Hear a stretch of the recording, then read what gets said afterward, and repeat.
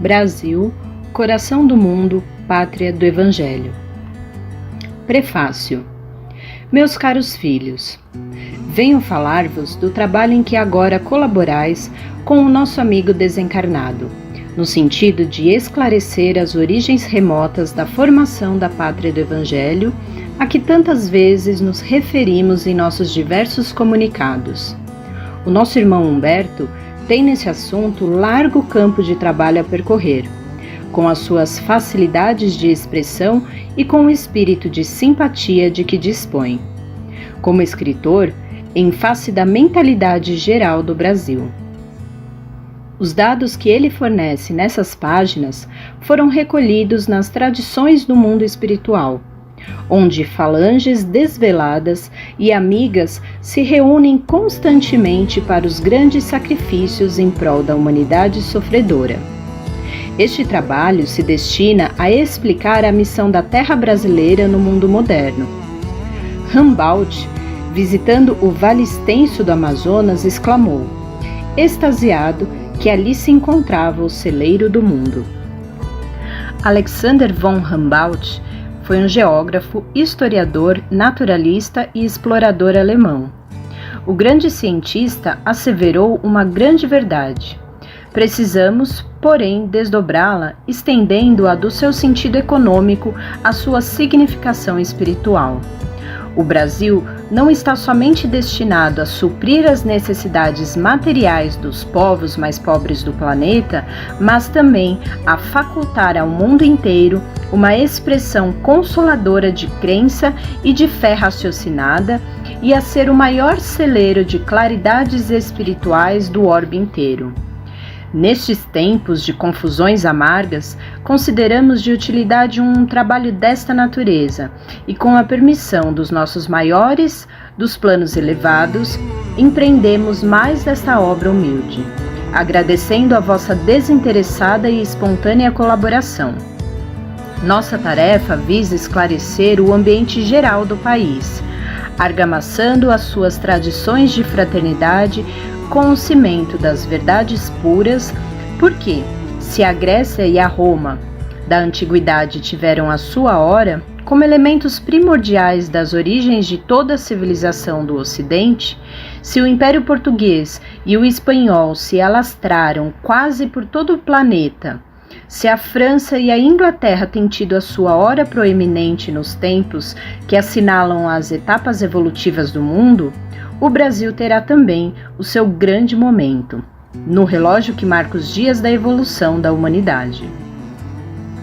Se outros povos atestaram o progresso pelas expressões materializadas e transitórias, o Brasil terá a sua expressão imortal na vida do espírito, representando a fonte de um pensamento novo, sem as ideologias de separatividade e inundando todos os campos das atividades humanas com uma nova luz.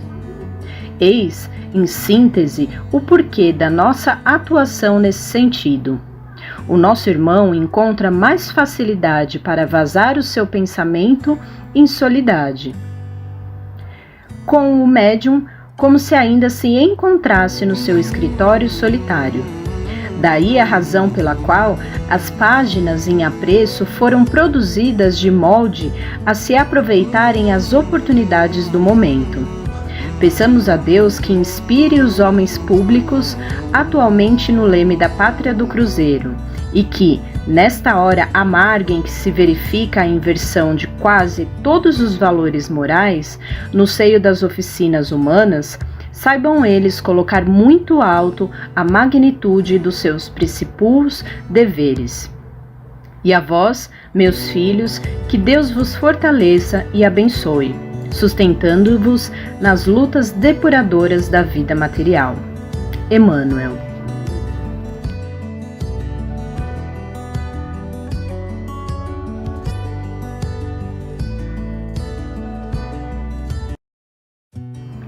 Esclarecendo. Todos os estudiosos que percorreram o Brasil, estudando alguns detalhes dos seus 8,5 milhões de quilômetros quadrados, se apaixonaram pela riqueza das suas possibilidades infinitas. Eminentes geólogos definiram-lhe os tesouros do solo e naturalistas ilustres lhe classificaram a fauna e a flora, maravilhados ante as suas prodigiosas surpresas.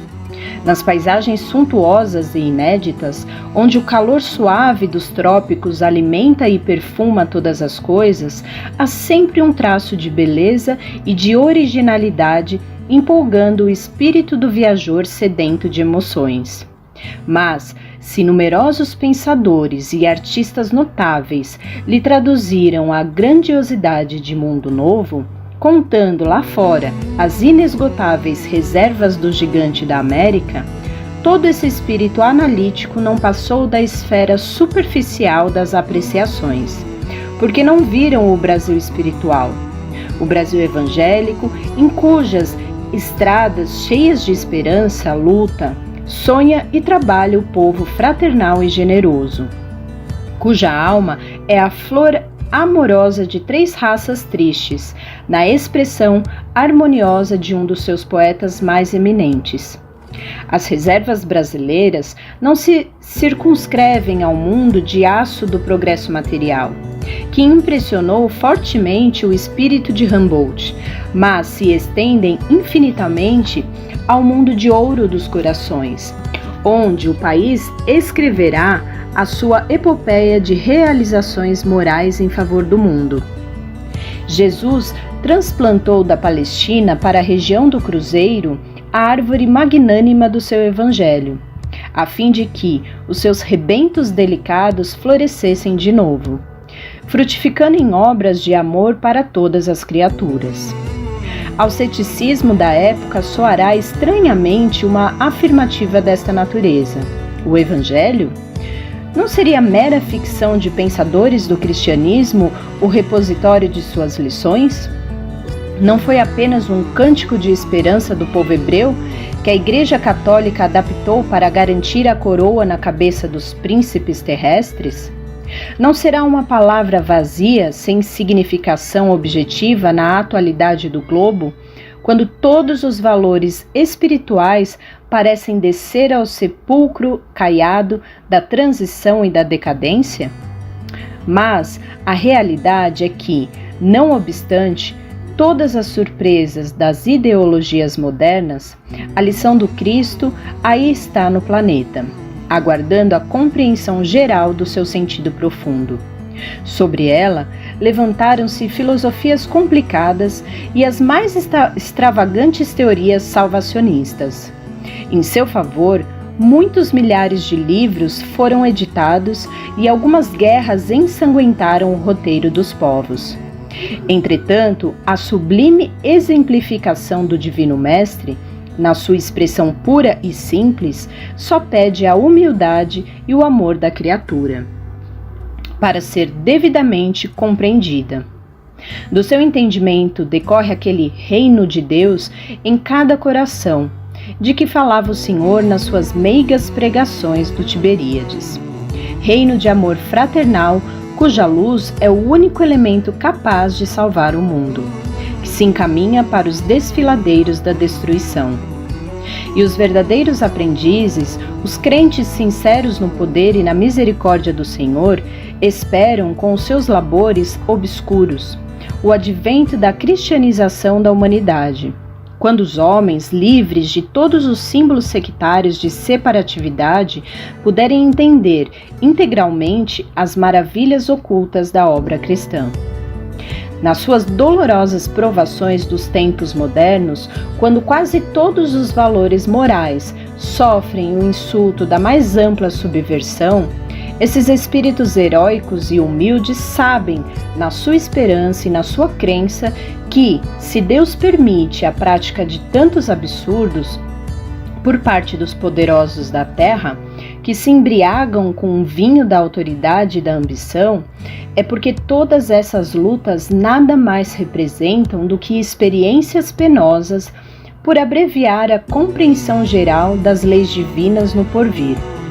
E, serenos na sua resignação e na sua sinceridade, reconhecem ainda que as lições do Evangelho não são símbolos mortos e aguardam, cheios de confiança no mundo espiritual, a alvorada luminosa do renascimento humano. Nessa abençoada tarefa de espiritualização, o Brasil caminha na vanguarda. O material a empregar nesse serviço não vem das fontes de produção originariamente terrena, e sim do plano invisível, onde se elaboram todos os ascendentes construtores da pátria do Evangelho. Essas páginas modestas constituem, pois, uma contribuição humilde à elucidação da história da civilização brasileira em sua marcha através dos tempos. Tem por único objetivo provar a excelência da missão evangélica do Brasil no concerto dos povos e que, acima de tudo, todas as suas realizações e todos os seus feitos, forros dos miseráveis troféus das glórias sanguinolentas, tiveram suas origens profundas no plano espiritual, de onde Jesus, pelas mãos carinhosas de Ismael, acompanha desveladamente a evolução da pátria extraordinária, em cujos céus fulguram as estrelas da cruz. São elas ainda um grito de fé e de esperança aos que estacionam no meio do caminho. Ditadas pela voz de quem já atravessou as estradas poeirentas e tristes da morte, dirigem-se aos meus companheiros e irmãos da mesma comunidade e da mesma família, exclamando: brasileiros, ensarilhemos para sempre as armas homicidas das revoluções. Consideremos o valor espiritual do nosso grande destino. Engrandeçamos a pátria no cumprimento do dever pela ordem e traduzamos a nossa dedicação mediante o trabalho honesto pela sua grandeza. Consideremos, acima de tudo, que todas as suas realizações hão de merecer a luminosa sanção de Jesus, antes de se fixarem nos bastidores do poder transitório e precário dos homens. Nos dias de provação, como nas horas de venturas, estejamos irmanados numa doce aliança de fraternidade e paz indestrutível, dentro da qual deveremos esperar as claridades do futuro. Não nos compete estacionar em nenhuma circunstância e sim marchar, sempre com a educação e com a fé realizadora, ao encontro do Brasil, na sua admirável espiritualidade e na sua grandeza imperecível. Humberto de Campos.